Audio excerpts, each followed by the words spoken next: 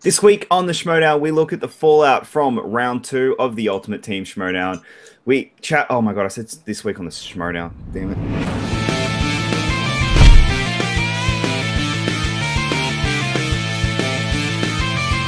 Hello and welcome to the Schmoedown Reactors Summit. I'm your host, Jacob Blunden, and boy, do we have a massive show for you today. We're going to be looking at the entirety of round 2 of the Ultimate Team Schmoedown. We're also going to be looking at the Celebrity It match that was earlier in the week. But before we get there, I am joined by my wonderful panel today. Kristen Smith, how are you? Great. It was a great week for Schmoedowns. My bracket is in shambles, but it was at least it was entertaining. And Chris Clark, how are you today? This week has been pretty interesting. Pretty downhill since last week, but what can you say, Jacob? Just a little bit. We're also joined by some very special guests. Robert Parker, how are you today? I'm fantastic. I'm definitely ready to talk Schmoedown, just like Kristen said. It was a good week. My bracket is actually in pretty good shape so far still, and yeah, I'm ready to get started. All right, and joined by one of the funniest Twitter personalities at the moment, Dale the Dude. How you going, mate? I'm doing good, dude. How y'all doing? I'm doing good. Getting over a cold, but man, that win from top 10 yesterday really I think it's helping me get over it. I'll tell you what. All right, and we are also joined by fellow reactors and just some of the best fans of the Schmoedown and now competitors late to the party. Robert and Vanessa, how are you? Hi. Hi, guys. Remember when we beat Critically Acclaimed? That was awesome. Are you kidding me? Oh, 5 minutes in and this is already going to be fantastic. This is going to be a great show. All right, so before we get into the matches of this week, let's start, like we do every week, with what caught our eye. All right, so Kristen, what caught your eye this week?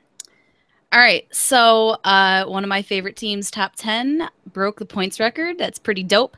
Also pretty awesome because they took that away from Team Action, who is kind of like they're setting that up to be a big rivalry.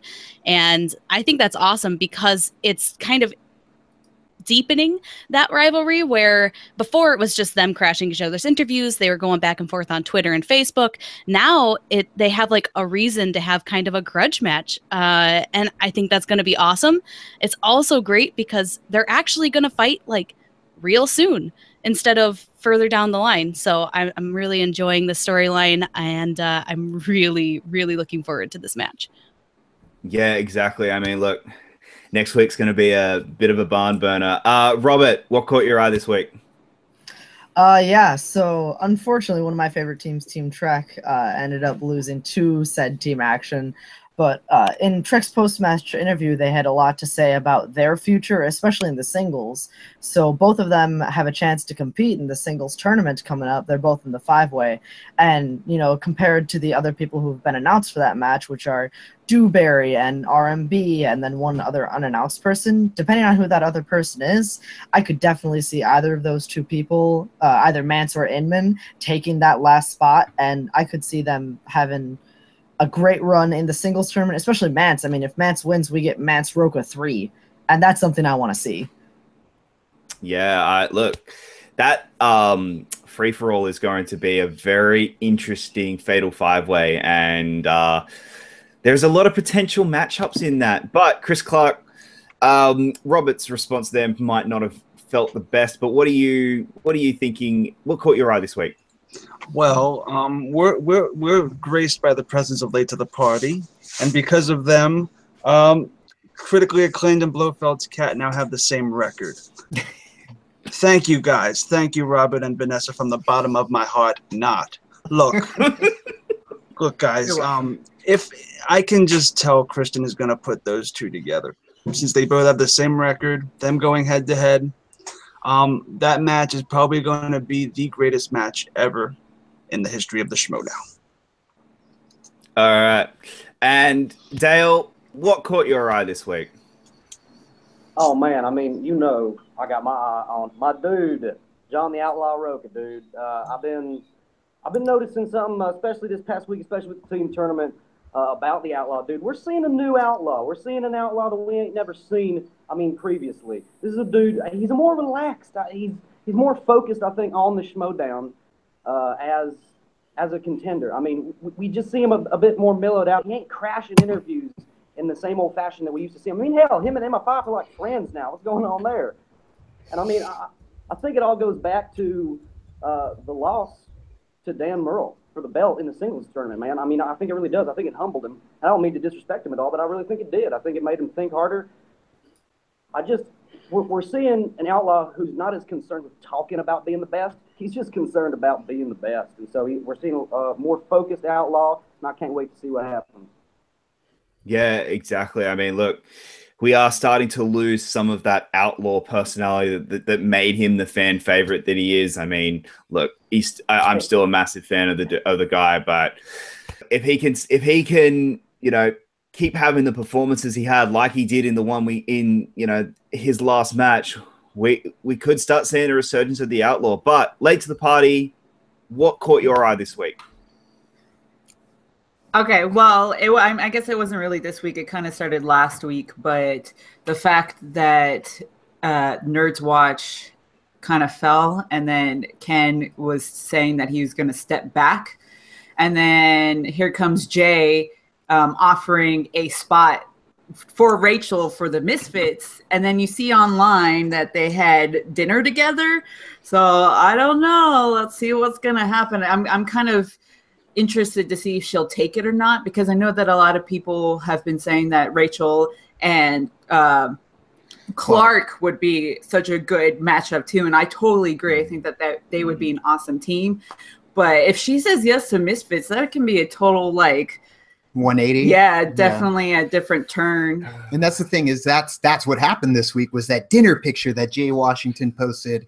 I think he said a business dinner, and all three of the girls are sitting with him, and that was the big thing this week. And then, of course, Ken talking on Inside Schmoedown too, saying how he still does have the Star Wars belt, and it seems like that's how his focus is going to be. And then Kristen put up a poll too, saying who's going to be the Star Wars champion in December, which one thing that we've been kind of seeing behind the scenes and talking about it through the Schmoedown reactions is Star Wars Explained. I think his name's Chris from Star Wars Explained.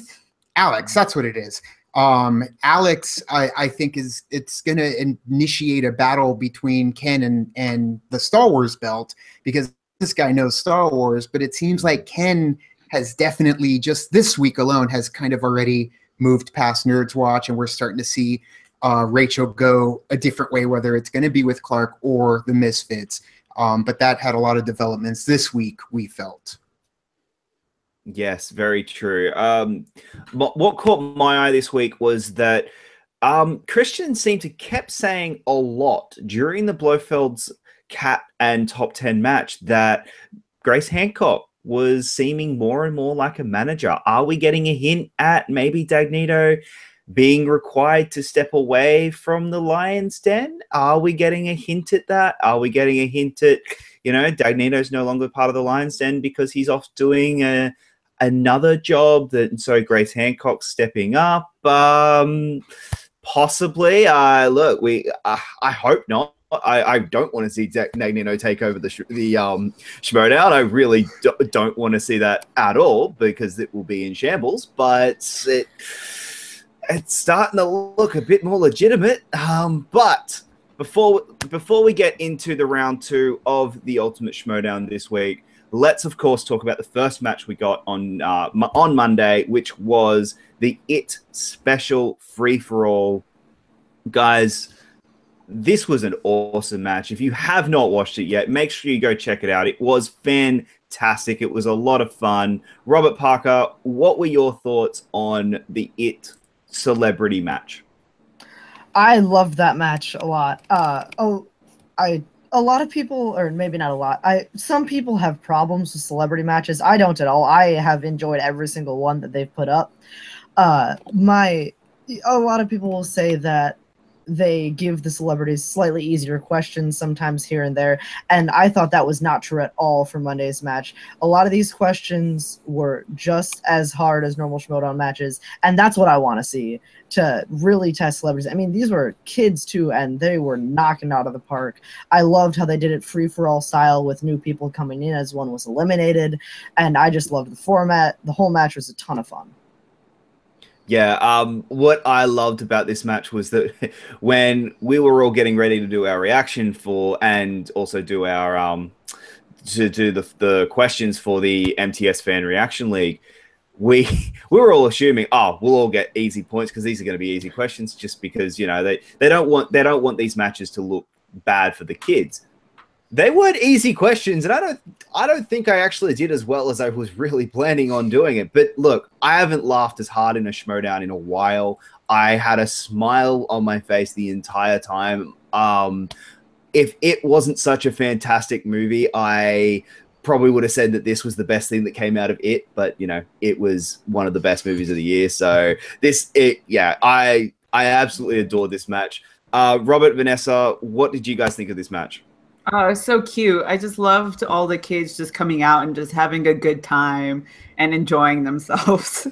Yeah, the only thing that I could probably make a complaint about, and I know it's free-for-all style, Royal Rumble style, is I wish that there were 4 of them starting out right off the bat, that we were getting like a free-for-all melee with the kids, because it was 2 for a while, and then eventually it got bumped up to 3. I was hoping for a little bit more of the kids back and forth.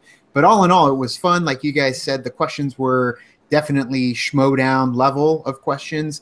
The only thing is that some of them were repeat questions that we've had in the Schmoedown matches recently. Like Pandora, I think, was one that just popped up not too long ago. New to them, but old for us. But still, yeah, I agree with Parker about the Celebrity Schmoedowns. I love them. They're so much fun. Yeah, I mean, I think to the point too where I want the Stranger Kids to be there. I mean, yeah, Finn was there, so yeah, they should bring him back and get the Stranger Kids on there for season 2. So. Oh yeah, they've got to be setting up that for Finn to defend his belt now. That has to be a setup that Christian's like, please let us do it. Yeah. But no, yeah, you said it right. I love these celebrity matches. They're a lot of fun. Kristen, what was your thoughts on the It celebrity match? These kids are awesome. Like, they're so good, and they're great in the movie, but they were just so funny, their banter back and forth. I love that they added like that little commentator's couch, and they had the screen up there, and they were just like ribbing on each other, and like the one kid was doing all the fake commentary. It was hilarious. The only issue with that being that it covered up the question, but prices you pay for comedy, I guess. And then all the funny little graphics, like the little red balloons and stuff. Like, it was just so much fun. And I was like, some of the questions might have been like a little easier, but I was shocked they gave them some like actual like horror thriller questions and stuff, and it wasn't all like sci-fi fantasy animated. So no, I thought it was a really, really well done celebrity match. Yeah, one thing that we have started to see in a bit of the comments was that Christian whereas in, you know, he was giving the answers for when they actually didn't really give the answer. Guys, he wouldn't have done that in a proper Schmoedown, but it's a celebrity match. It's meant to be, you know, fun. It's meant to promote the movie. That is the biggest thing that they're there for. They're there to promote the movie. But Dale, what was your thought? I just love that people online are trying to like find things to complain about a match with 10-year-olds. No, dude, I love this match, dude. This was like Schmoedown mixed with like kids say the darndest things. Like it was a hell of a match. It was good. I mean, how are you going on and ask a 10-year-old about The Shining? I mean, like, come on now, like not even conceived yet. Like, yeah, but I thought it was good, dude. I mean, they answered some questions I couldn't have pulled. I mean, which is embarrassing to say. I'm like a decade older than them. But yeah, I thought it was a good match. I always enjoy them celebrity matches, dude. I mean, Schmoedown got to keep the lights on somehow, so you got to get the viewing figures up for these celebrity matches. And I enjoy them every single time. Yeah, I can't honestly say that there's been a celebrity match that I've gone out and gone, that was terrible and I wish we never got it. I really enjoyed all of them. Yeah, Chris, what was your thoughts on the celebrity match? Well, I thought it was great. It felt like Stranger Things, the Schmoedown. It was fun. The kids' banter was hilarious. I really liked. Those questions were really harder than even I thought. I thought they were just going to be softball stuff. No, not in the least. And I actually feel like this and the glow match are like neck and neck. I would probably give the head to the glow match just a little bit, but this was fantastic. I love the free for all style, and it gave us like something free for all esque while we wait for April. Yeah, exactly. I also did love the trick question that they dropped in about who directed Mama. I loved that question. I thought, oh, don't get that one wrong. All right, guys. Let's move on to the first match of of round 2. Boy, did this one trip up a lot of people. Trek versus Action. I'll admit it. I went in going into the second round going, Trek will dominate this match. This was going to be no contest. Action last week, to me, Action didn't show up that much. They kind of, they breezed by a few. I think if they were playing a bit more, if they played someone a bit tougher, I don't think they make it past the first round. But Trek had such a dominant performance last week that I was like, oh, Trek get this easy. They're gonna absolutely get this. Boy, was I wrong.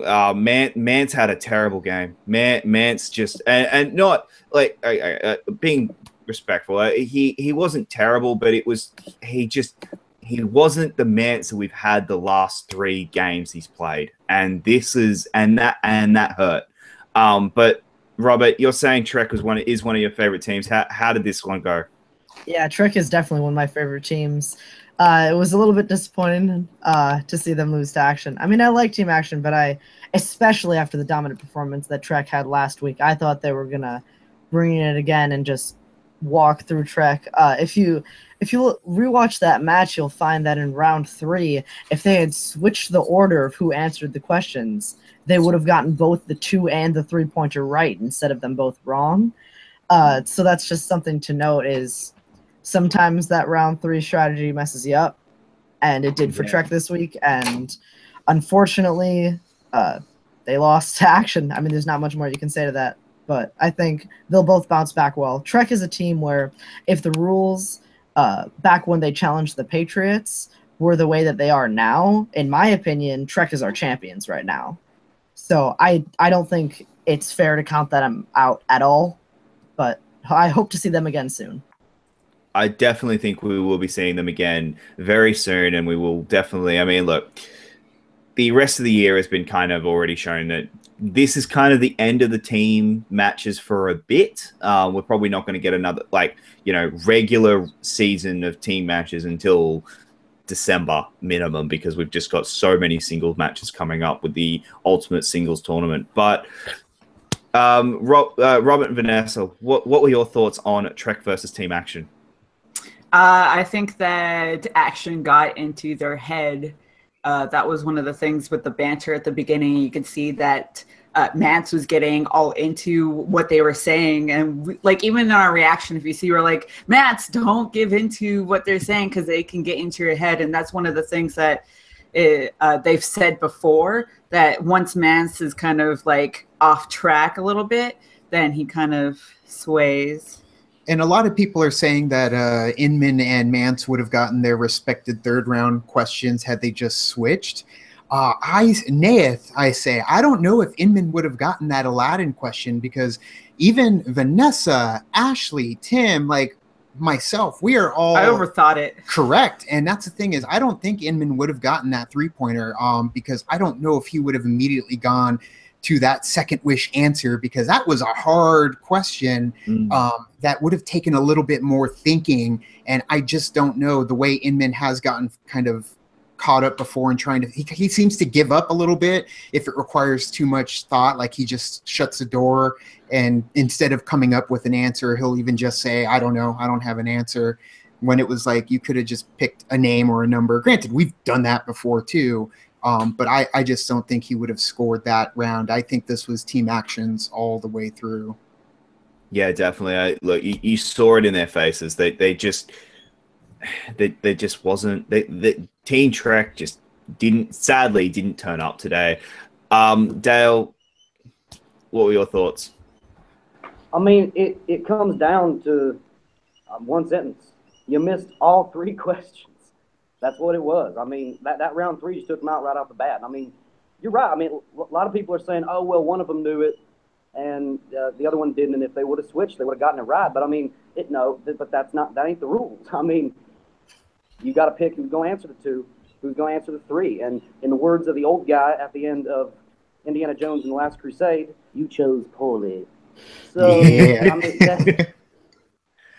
Very true. So that's just what happens. And I think Scott Mance, dude, he gets you see him falling victim to talk way more. Like he gets affected by trash talk more than the other contenders, and it does trip him up. And you can see he just gets more involved and wants to respond more, and it's just taking his head out the game. Yeah, definitely. Kristen, you now owe a certain team an apology, live on air. No. I do, and that's going to be great because I have had no smack talk interactions with either of the Team Action guys on the Facebook page. None. 0. They have never interacted with me that way. No, I've given them some shit. So it's going to be great. I'm really, really looking forward to that live apology. No, I also wanted Team Trek to win because I am a big fan of them. I think that when they are focused, they do very well. And to me, it's not so much that Mance wasn't good in the game. I always think that Inman is the wild card because Mance can kind of get in his own head and the smack talk really messes him up. But Inman has really large gaps in his trivia knowledge. And when he doesn't know something, he doesn't know it. And he doesn't even try to answer it like Late to the Party was saying. He just gives up. And you have to do a little better than that.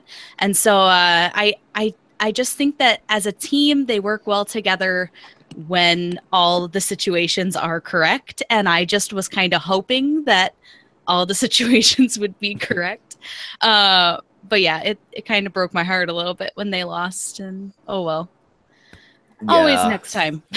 Yep. Well, if you saw last week's summit, you would have seen that yes, Team Action said in their interview with Matt that if they won, everyone from Take 3 would have to apologize to them on our live show because Matt was the only one who picked Team Action. So we'll be doing that next time they're on our live show. Chris, are you looking forward to it? Well, look. This match by itself, it was good. Team Action really came out of left field back when they first started. I didn't think they were anything special. Now look at them. And I love Andrew and Ben. They're great to banter with on Facebook. I mean, I do the same thing with them. With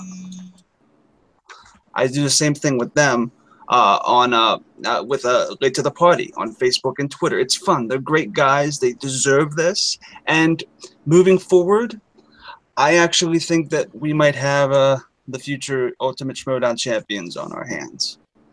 Wow. Possibly.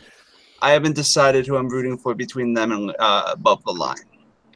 Fair enough. Well, that's a good segue. Let's go into the next match. DC Movie News versus Above the Line. Look, I consider both teams kind of heroes. They're not, neither of them are heels. DC Movie News are now the heroes of the league, and Above the Line are kind of still finding their place within the league and within the storylines. But man, this was a great match. This was fantastic. Kristen, I'll start with you. What were your thoughts on DC Movie News versus Above the Line? I thought this was a really great match. I mean, I think both teams have the opportunity to do very well in the future. Obviously, one of them won't be doing well in the tournament because they're not in the tournament anymore. But I think that Above the Line is just scary. And that's even with this match. 70s should have been a home run after the last couple matches that you've seen, and they showed a little bit of weakness in that category, but even that little bit of weakness was still overall just terrifying. So I think that their next match will be very interesting, and I cannot wait to see that. But I don't know what it is about I don't know what it is about DC Movie News. I just am not getting into their commentary. I'm not getting into their storyline. I think that they say they want to be heroes, but they're not necessarily acting that way all the time. Mike isn't, because he's the only one that's talking. So I don't know. I just think that their storyline's a little confused. Maybe it needs to progress somewhere else. Yeah, very good point, Kristen. Robert Parker, what did you think of the match? Yeah, I love this match. DC Movie News. I agree with Kristen. Their story is a little bit muffled here and there between what exactly their place is. I think they're trying to find it as well. But there's no doubt that they're a competitive team. In all of their matches so far, they've been well scoring and all. They show up is really what it comes down to. Above the Line showed up more. I mean, if you look at the singles match, Drew McWeeny TKO'd Mike Kalinowski in singles. So from that information, I had picked Above the Line to win, and Above the Line did show that they're human, even in a category like 70s. Drew McWeeny showed that he's human, but even that, they still just were dominant. Any of their opponents, I think, should be terrified to face them, because Above the Line is a hell of a team. Exactly. Robert, Vanessa, what did you guys think of the DC Movie News and Above the Line match? I thought it was an amazing match. I thought that what happened in the first round really shows that both teams know a lot about movie trivia, considering that Andrew and McQueenie both got perfect rounds in that first round. Adam? Sorry, did I say Andrew? Yeah. Adam. I think it was Adam and Drew taking it to the perfect, first round, and granted, McWeenie's joined the club with myself and Tim for the bonus point and the perfect first round. Yep. Yeah, and then Kalinowski, though, one thing that we've kind of been mumbling about is that Kalinowski is fairly, like, he's this face man, he's this hero right up front, but deep down inside, I mean, there's still that darkness. He's kind of like Batman, where he's a hero, but at the same time he's got like this darkness inside of him, and that's what fuels his heroism. So like I like that, like an amalgamation of maybe hero and heel. Like the actual, like, he's not Captain America, he's more Batman. And our friends from Nerd Build that do the All the Belts podcast, like, they were talking about like the fact that he threw the roses at them and brought the pudding. Like, he's very much a scornful hero. Like, he wins, but kind of rubs it in the movies' face every single time. And he gets angry, and like he quoted Rachel saying, "I'd go heel for this." So yeah, I like that. That's something that stood out. Even though they lost, they were kind of the heroes to me in that match. Yeah. Dale, what do you think of this match? Dude, if you go on and choose a nickname like the Godfather, like, you better be good. Like, you better be good at this if you're going to take a name like the Godfather. And dude stepped up. Drew McWeeny, man, I think we're seeing the rise of one of the next best singles contenders in the game. I've said it before. He's going to be the next dude to lose to Dan Myrtle. Because there just ain't no beating Dan Myrtle. But that match in particular, I mean, dude, I love Sam Levine, but like, God, like Drew McWeeny. I mean, just answering them questions. I mean, that dude is scary to watch. I mean, so I thought it was a hell of a match, and I cannot wait to see those dudes play Wolves of Steel. Yeah, I can't wait for that match, dude. That's Superman and Wonder Woman going up against out there right now. Oh, definitely. Yeah, I mean, like, if Wolves of Steel play the way they did, and if Above the Line play the way they did, that's going to be a barn burner. But Chris, what were your thoughts on this week's match? Well, DC Movie News did play. They played well, but Above the Line, they're playing the way that we all expected, basically critically acclaimed to play. They're playing the game I wanted critically acclaimed to play, and they are really killing this. And I don't really know if we know how powerful they actually are. I feel like I have no idea now the bracket is unpredictable for me. They could potentially be undefeated for the foreseeable future.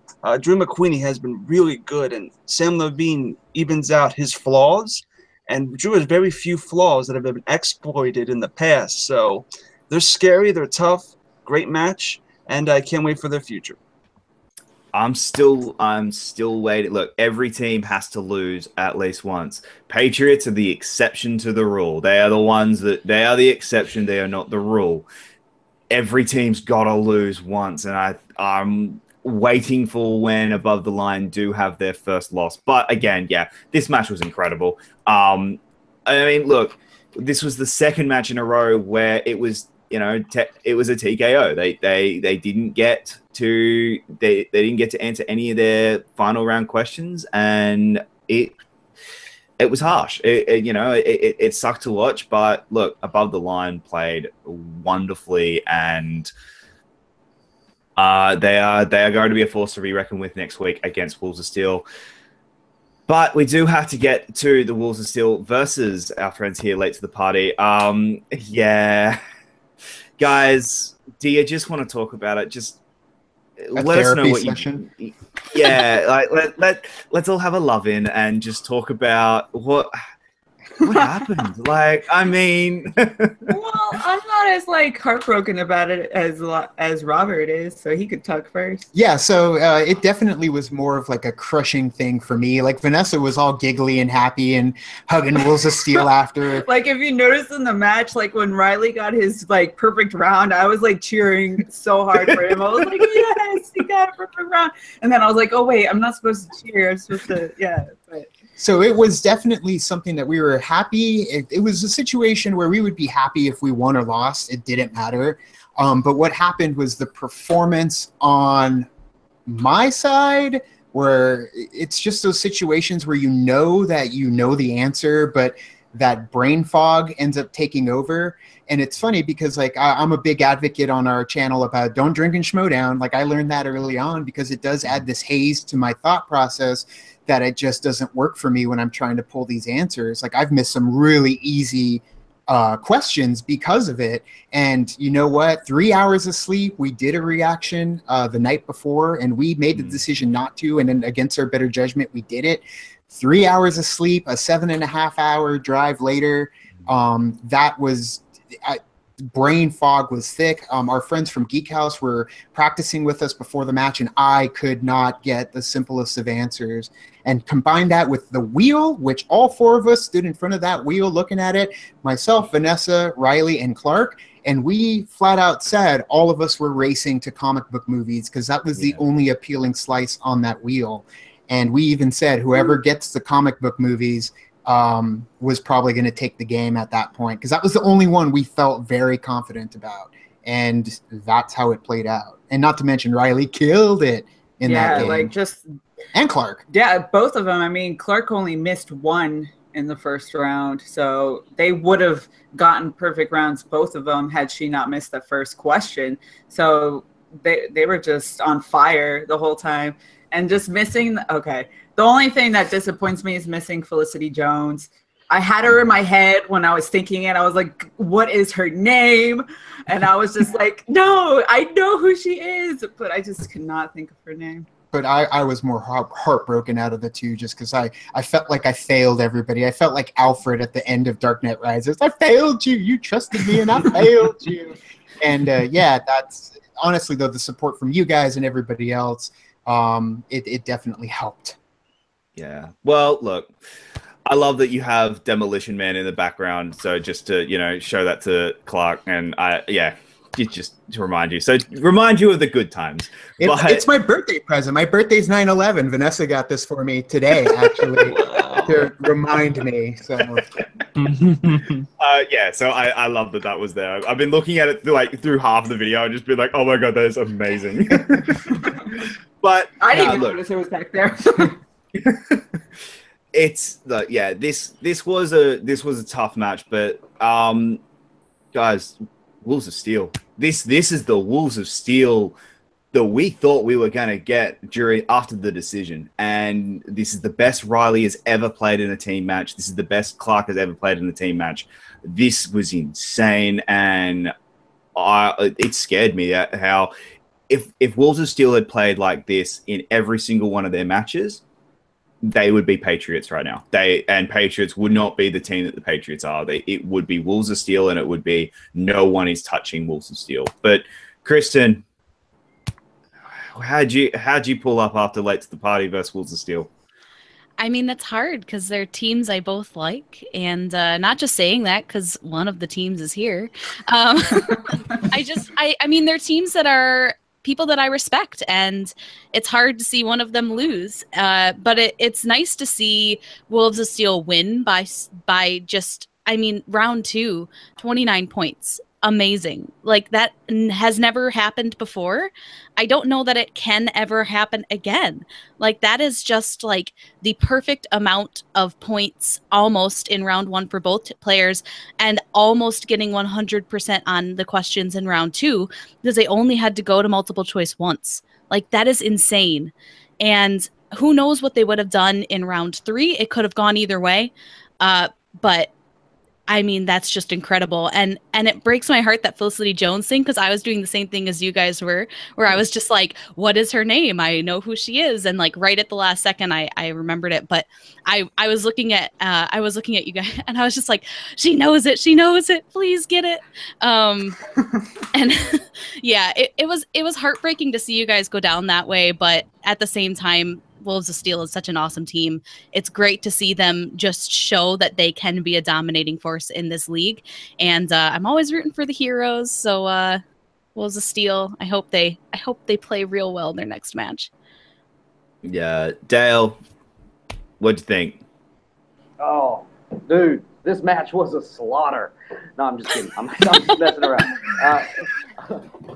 It's about to be no holds barred, man. Late to the party. No, I'm just messing. No, I absolutely.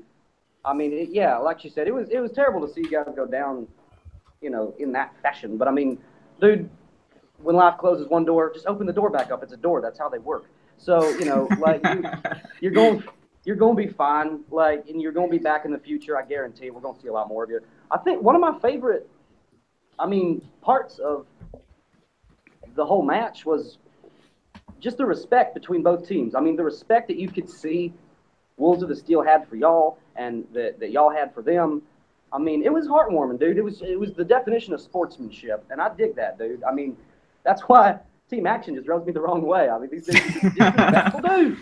No, so I like to see that, that love, that compassion in matches. But yeah, man, 29 points in 2 rounds. Damn. That was, they were on fire, dude, and I hope they keep playing that way, because it's gonna be an interesting schmoedown if they keep up the way they have been, and not to mention their storyline right now is, pretty intense. All this talk about Riley retiring after the next loss, so we're like more just rooting for them to keep winning so he don't quit. But yeah, I thought it was a hell of a match. You guys played, best you could, and so did they. It was just better. But I think you bring up a good point there, Dale. That's now 2 competitors in the league that have said their next loss, that's it, they're out, like they're retiring at their next loss, and they're both in the form of their lives. Like Harlov is in the form of his life, and he has said, "My next loss, I am retiring." Riley has essentially said his next loss, he is retiring. They're both they're insanely good. So I guess the secret to the Schmoedown is say you're gonna quit. Robert, what did you think? Yeah, this was a fantastic match. Late to the party has absolutely, you guys have nothing to be ashamed of whatsoever. You guys played extremely well. Like, just on par with everything we've seen you guys do before. We know you're good at trivia. Nobody doubts that at all. But it's hard to beat a team that plays the best first 2 rounds in Schmoedown history. Like, who knows what would have happened in round 3 exactly, but at that point, there's only so much that can happen. As a statistics person myself, like, man, 29 points in 2 rounds is just insanely good. Like Jacob said, this is the Wolves of Steel we thought we were going to see when the decision happened. We thought, as soon as that team was announced, it was those are the next team champions. And it took a while to get there, but Wolves of Steel, as we hoped they would be then, have arrived. Yeah, exactly. Chris, look, this is the team that, hurt you last week, 2 weeks ago. How did this match feel? Okay, I could go the lowbrow route and say karma, but no, I'm not gonna do that. You guys did play a really, really, really good match, and I mean, what I call it, it's going white room in theater, where you just go white room, where you don't know what you're doing, you don't remember your lines, you don't remember easy questions, probably like you guys had, like exactly like you guys had, like the Jennifer question, but it's human nature. We all have our bad games. You guys had a bad game, and they had a great game, and that was unfortunate. Had they had a regular match like they would have normally, but they had a really good one this time, that might have been a closer match, and we might have gotten to round 3, and we could be talking to future semifinalists right now. But at the moment, Wolves of Steel are probably. I won't say they're the next. They're probably going to lose in the next round, but they are great. I love Mark. I love Clark. But they're just going to be steamrolled by above the line. I do also just find it interesting that late to the party, both their losses, and I would say this if you weren't here either, because this is cold hard fact. Both their losses against Team Action, they had to break the points record to do it, and against. And a KO against Wolves of Steel, they had to basically miss one question between two of them in 2 rounds. That is insane. So it's taken record breaking to beat you. That's that's saying something here. But let's move on to Clark.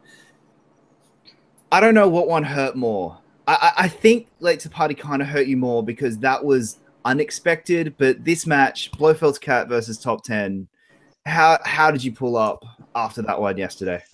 Well, of course, I'm huge fans of Bibbs and Whitney, but Robert Meyer Burnett is one of my inspirations since I was a kid seeing Free Enterprise. The thing is, when he had a win, so at least he didn't have a losing streak like he's had the entire year. So at least I had that win in my pocket with him. The loss to me was bigger than the loss of the critically acclaimed thing. No, actually, that's hard. That's actually really hard. Because now, because of Robert and Vanessa, I don't have Whitney to look forward to the rest of the year. Let's see. Okay.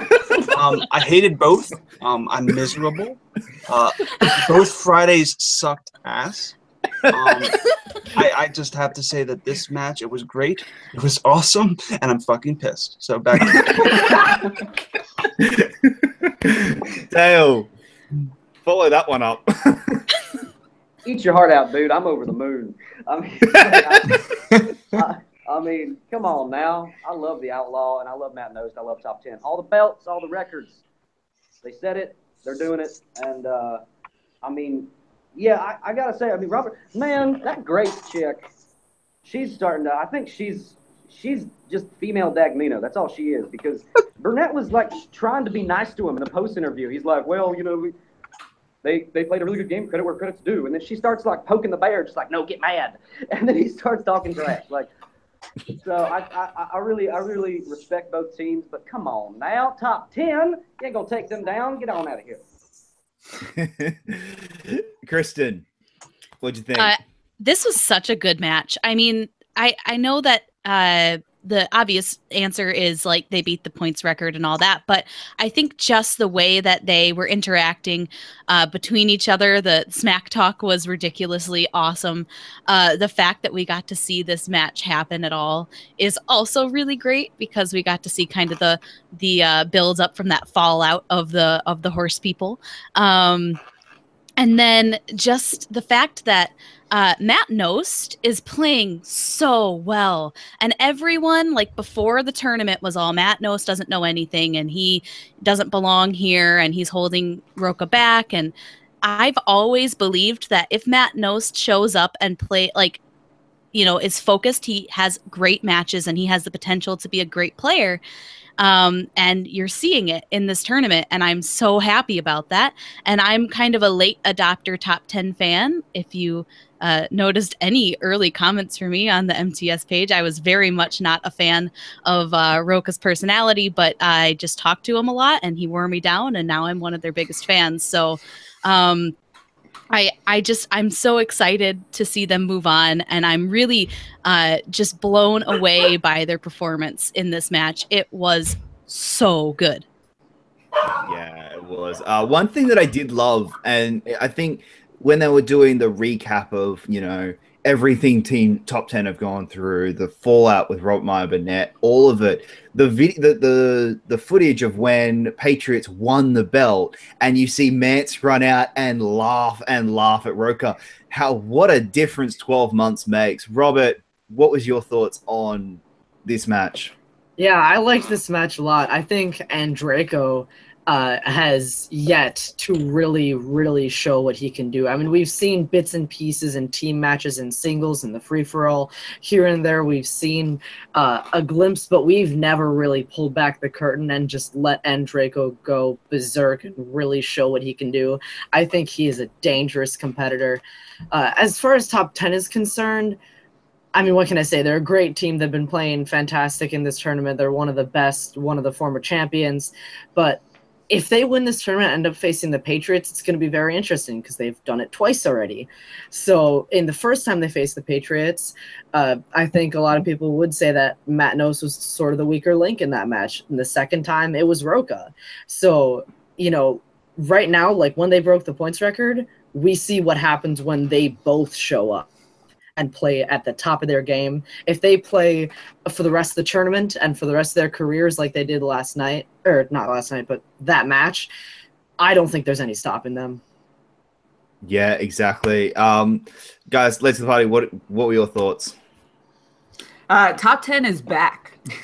That's all I have to say in the story. I'm kidding. No, really, I think that with the return of the Top 10 podcast, they've really kind of brought what top 10 is, and Matt Nost has really shown that he knows a lot, and I think it has a lot to do with when top 10 came back, because they talk about movies on that show and a lot, and then it kind of just works your brain out, and so they're able to bring that into when they do the Schmoedown. Yeah, and then watching it unfold, we were present for that match, and you just saw this fire with Matt Nost. I mean, there were things that the old Nost, I thought when the questions would come at him and he kind of took his time and he asked for the question again, personally, I was thinking, he's not going to get it, because that's what I was thinking, old Nost. And then he would pull some. He'd pull some tough questions that I didn't think Nost was going to be able to pull. So, yeah, like you said, top 10 is back. And Draco is just, he impressed me. Yeah. I mean, we were there for the free-for-all, seeing Andreyko pull off what he is capable of. But then seeing this match, Andreyko is definitely a force to be reckoned with. And then when this match ended, I had a great conversation with both Matt Nost and Robert Meyer Burnett. And, man, the passion is there with these two teams. So it was just great watching these titans of trivia just come together and battle it out. But, yeah, this was a hell of a match. Top 10 definitely earned that point record. And I just love how it's shaping up with top 10 and team action. Yeah, as well. They will beat team action. Top 10 will go. We'll get to that. To the top. Well, look, it will be one for the ages. I just, that was such an incredible match, and yeah, I mean, look, we saw top 10 really come back into their own, and you're right, Vanessa. The top 10 podcast has really helped them and is really starting to bring back the top 10 that won the belts won the belt last year. So. All right, guys, let's get into what our most valuable player of the round and our best match of the round is. Kristen, I will start with you. Who is your MVP of the round? Okay, so I just looked at my list and like everything is top 10, and I swear I like teams besides them. But the MVP for me is Roka.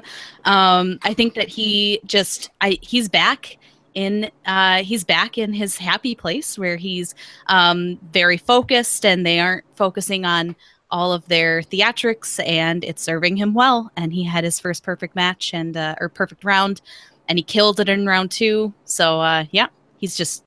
Yeah, really good. Fair enough.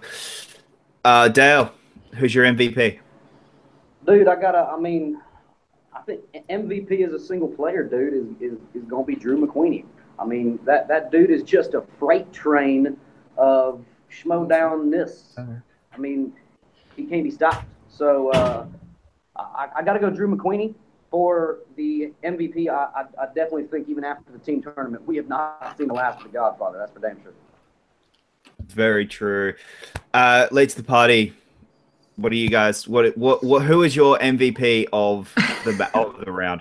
Well, we got to go with our boy Riley. Yeah, we're a little biased on that. Yeah, he dominated that first round and he killed it. And I'm hoping that the way that he played in that match with us is the way that he'll play in all the matches going forward. Yeah, I talk about that energy we saw from Nost in that match. Well, imagine sitting at the table with Mark Riley and Clark Wolf while that match was going down.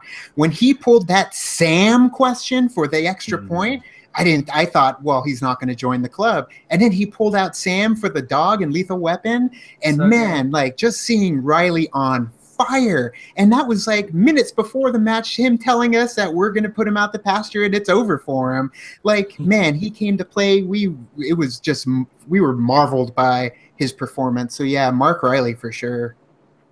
Yeah. Robert, who's your MVP? I'm actually going to go with Mark Andreyko. Even though he was on a team that didn't end up winning this week, I think if you look at the top 10 and Blofeld's Cat match, someone can correct me if I'm wrong, but I think Blofeld's Cat was the highest scoring losers of a 3-round team match in Schmoedown history. 29 points. That's the third highest from the former record. That is insane, and I think while Andreyko and RMB both showed up, I think Andreyko is the driving force of that team, and I thought he played fantastically. He did. He was fantastic. Clark, who's your MVP?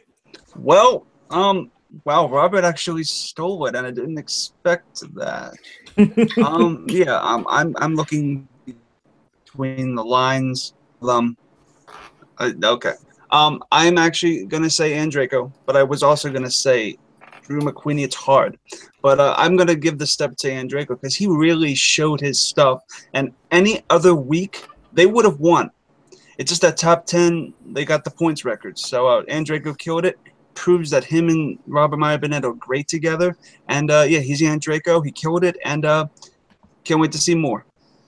Yeah, definitely. Look, my most valuable player is a weird one. I've actually got Andrew Guy. I think Andrew Guy played a hell of a match in his round. Like the two of them together were just insanely good. But Andrew Guy really stepped up, and he really proved to me, the Team Action are a team to fear. They are a team to fear. And look, guys, so we'll just go around again. What was your favorite match of the 4?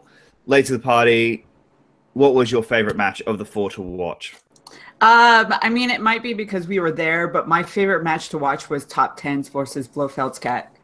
Yeah. Like, that was so much fun to just, like, watch team Top 10 come back and then also have a really great competitor in Robert Meyer-Burnett and Andreyko. So that one was really fun. And it was a complete 180 because we were present for the Top 10 versus Lion's Den match as well. What? Yeah, when Top 10 went for the belts and they lost, that's and right. they were just so angry, and that's when Roka made his positive turn. Like, we were present for that too. So complete 180 from one to the other. So that one would definitely be our pick. Definitely, Robert. What was your match? I'm actually gonna go with Trek versus Action as my favorite match of the week. I mean, this whole week was All good matches. I mean, how is it? It's so difficult to choose which one's your favorite. But I'm going to go with Trek versus Action. It may not have been the highest scoring match of the week or the single most entertaining, but for me, it was the most fun to watch. Team Trek is one of my favorite teams of all time. And I think, save round 3, I still think they showed up. I think Action proved why they're the new top 10. I think that overall, I think it was a very important and very great match. Yeah, exactly. Look, my best match actually is that same one as well. I think, yeah, it might not have broken the points record. It might not have been the most, it might not have had the most entertaining reaction out of, because we didn't have, the world's biggest fan of a certain team on the reaction. But I really got a kick out of it, and it was so much fun to watch. And just seeing like the almost surgical precision that Team Action made on Team Trek was just insane, and that was one of my favorite matches of the week. Dale, what was your favorite match? I gotta agree with my new friends, who I'm now referring to as fashionably late to the party. Top 10 versus Blofeld's cat, dude. What a match! And I mean, I know y'all are like jumping on Andraco as a great player, and he is, but I'm sorry, he lost to Makuga while dressed as Finstock. There's no comeback from that. Oh, yeah. That's just the way it is. That did happen. No, I absolutely love that match. I mean, right down to the very end, you got top 10 taking it down to the last question, which they're saying is their MO, but in my mind, that's not a great strategy. Like, I mean, TKO before you get to like. Like, yeah, that's cool, but like, what if you miss it? Like you could get a scores and soundtracks or movie release dates for the last question. Come on now, but definitely top 10 versus Blofeld's cat, my favorite of the week. All right, Kristen, what's yours? It's the same as Dale's and late to the parties, because I just a list full of Roca and Matt Nost. No, I think that just the fact that it not only broke the point score record, but like Robert said, it may have also beaten the record for highest amount of points a losing team got. Like, that is insane, the amount of trivia knowledge that was in that match. And as great as Roca played, and Draco was right behind him the whole time, and that is nothing to sneeze at. And it was just a back and forth match, and that's what the Schmoedown is all about, having a match that keeps you on your toes the entire game, and you wonder until the last possible second who's going to win. It was just intense and awesome, and I want more matches just like that. Yeah, Chris Clark. Yeah, my favorite match. What was the less stressful match? Okay, well, I would say late to the party versus Wolves of Steel, because I actually was happy at the end of that. No. I'm gonna say Blofeld's cat versus top 10 was great, high scoring, the passion was there, the characters were there, had me on the edge of my seat, and in more ways than one. So I'm gonna say Blofeld's cat versus top 10. Yep, and let's just move on. All right, guys. Real quick before we wrap up, I just want to grab your predictions for next week. We've got top 10 versus Team Action and Above the Line versus Wolves of Steel. Dale, who you got for both matches? Top 10 versus Action. I mean, top 10 is going to teach these dudes some manners, okay? That's what I think is going to happen. I mean, because you got Team Action, and here's I do have a legitimate reason, because if you look at, especially this week for Team Action, they've got the lowest points. I mean, as far as winning goes, they got the lowest points. You're talking top 10 with scores like 26 and 34. You're talking, above the line with 26 and 23. And then Team Action won with points like 20 and 23. I mean, these are low points. And so I don't think they can contend with those dudes that can put points on the board like that. Wolves of Steel versus Above the Line, dude, I don't know. Like, I think, God. I honestly, I do think Above the Line's going to take them. I don't want them to, but I think they are going to take them. And, also nobody's talking about the fact that Denver doesn't have a team doesn't have a partner. Why doesn't Dan Merle have a partner? That's ridiculous, because that's all we would be talking about if that was the case, okay? And do you know who his partner should be? Dale the Dude, okay? Dale the Dude and Dangerous Dan. Together we are the Dangerous Dudes, and we'd sweep the Schmoedown. That's my campaign. Dangerous Dudes, remember? Late to the party, who do you guys have next week? Now I want the double D's going in there and taking it all. But no, I would say I'm a fan now and a believer of the Action Army. And I've always kind of gone for the heels too, but these guys are so much of the incarnate of Edge and Christian from old school WWF. So man, I really want Team Action to take it from top 10, because I want to see Team Action go up against the Lion's Den. On the other side, it's tough. If comic book movies becomes a centric point of the next match, I think it's going to Wolves of Steel. If it's anything else, like the classics or Oscars or 70s, it's going to go for Above the Line. So for that one, I'm definitely torn. So I'll say Wolves of Steel for that one. Okay, mine is different. I'm top 10. Top 10 is going to spank these little actioners, whatever they are. And then I'm a Wolfie for life. So Wolves of Steel. I think Above the Line are great, and I don't want them to win. I want Wolves of Steel to make it. I want Riley to at least get the chance to take the Patriots again before he decides to retire. I want them to go away. Definitely. Robert, out of next week's teams, who have you got? Yeah, I definitely think the right side of the bracket's going to be a little bit more interesting when it comes to an actual competition standpoint. We haven't seen what Above the Line can do in round 2 without that 70s category. I think both of the people are really well-rounded, but I think if they don't hit 70s, it's going to be interesting. I still have Above the Line winning over Wolves of Steel, and I actually also have Action winning over top 10. I have two, pretty new rookie teams this season. And I want one of them to try to take out the Patriots, because we've seen Wolves of Steel versus Patriots. We've seen top 10 versus Patriots. I want to see some new blood in there. Fair enough. Chris, who you got? Backing off of Robert's point, we've seen Wolves of Steel versus top 10. We've seen John Roger versus Mark Riley and stuff. I really want Action, because Action has not affected any team that I love so far. So I want Action to be top 10. And I would like Above the Line to be Wolves of Steel. That's what I think, and that's what I like, and that's what I want. And having them two go at it in the final to go against the Patriots, it's just going to give us, as Robert said, a fresher take, new blood. It's going to be great. It's going to be great. They're going to win. My prediction is solid. Bada bing, bada boom. Kristen, do you want new blood? Or who are you going with? As you can tell by my bracket, I always choose these matches with my heart and not my head. So it will be top 10 and Wolves of Steel. Yeah, and that's what, girl.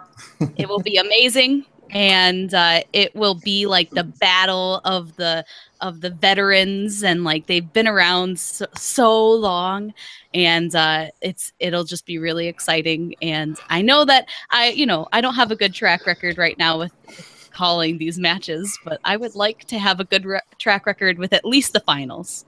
Yeah, exactly. Well, guys, this my two are top 10 and Wolves of Steel as well. After the two dominant performances they just had, look, I'm going to end up having to apologize. I might end up having to apologize to Team Action again. I don't care. I'm just I can't bet against my team, and even there is no way I will ever bet against my team. Even if there was no way in hell that they would ever win, I'd never bet against them. And they are my team, and they can't lose. And Wolves of Steel they were scary this week. They were genuinely scary, and I'm very excited to see where they go next week. But guys, we have another 3 matches. We will cover those next week. We have the Celebrity Schmoedown on September 11, the Wolves of Steel and Above the Line September 12, Top 10 versus Action on September 13. We get the These Falcons versus Cinema Sins on September 14 and September 15 is the big one, the big date next Friday. Christian Harloff takes on Dan Merle in the Ultimate Schmoedown title match. I'm so excited for that one next week. It's going to be a lot of fun. Make sure you come back here next week. We will be discussing happen on the Schmoedown that week, plus everything else that happens inside Schmoedown. I am your host, Jacob Blunden, and before we leave, I do want to give a shout out to our friends over on SK Plus, the Schmoedown Rundown, Aaron Turner and Brian Davis and Frank Janish. They do an amazing job. This week, they managed to sit down with Andrew Guy of Team Action after their very dominant performance. So make sure you go over on SK Plus and check them out. They are awesome. It's an awesome show. They dive into a lot more of the stats. They dive into a lot more of the full information regarding the Schmoedown. We just kind of give our thoughts and cover it, but they go right in heavy. So if you really want to, if you want to dive and soak up everything Schmoedown, go over and check them out.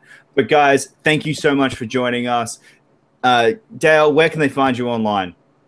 You can search the dude on the Twitter. That's going to be at It's Dale the Dude, and that's it. That's my whole online presence.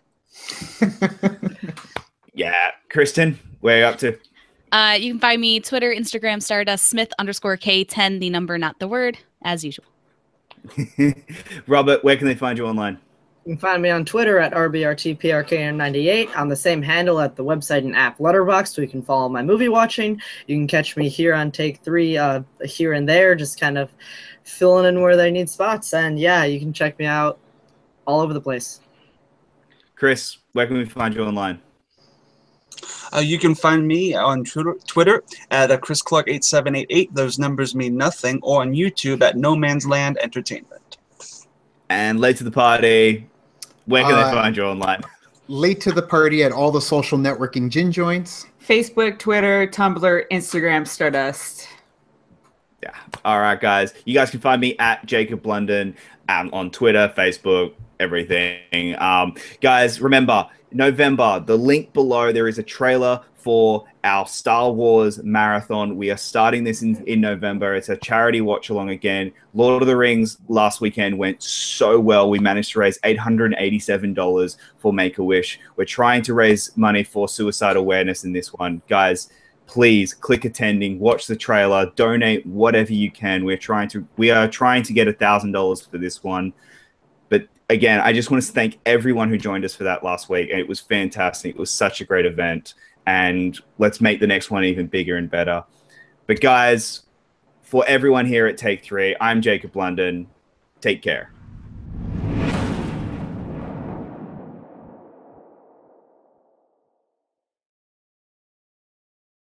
For over 1,000 generations, the Jedi Knights were the guardians of peace and justice in the Old Republic.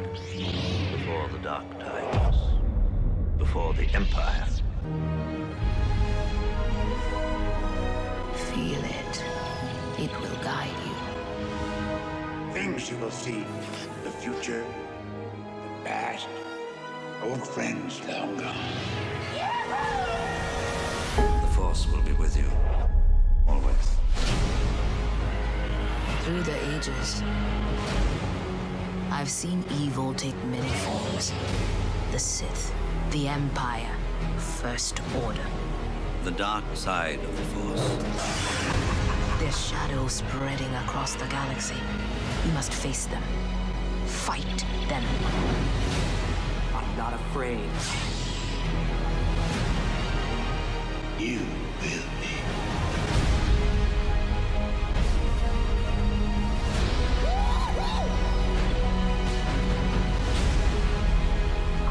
It is the only way. It is your destiny. Chewie, we're home.